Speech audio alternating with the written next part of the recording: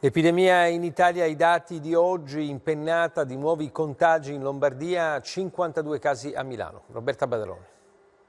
Un aumento di casi nei nuovi numeri, 518 nelle ultime 24 ore, di cui 402 in Lombardia. Rispetto a ieri i casi sono più del doppio, 518 ci riporta i numeri di 10 giorni fa, speriamo sia solo una variazione sporadica. Cambia ancora il quadro epidemiologico in Italia. Ad oggi sono 36.976 le persone positive, meno 1.453 nelle ultime 24 ore. Continua ad alleggerirsi la pressione nei reparti Covid e nelle terapie intensive. È alto il numero delle persone dimesse e guarite in un giorno, 1.886.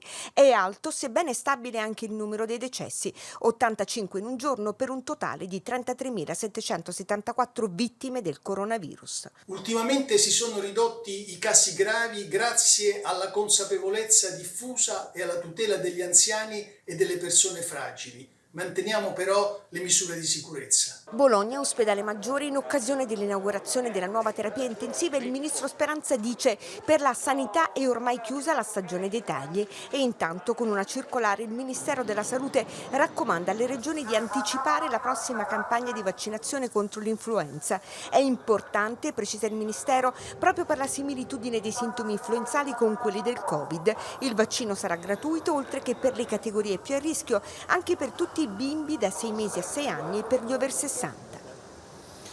La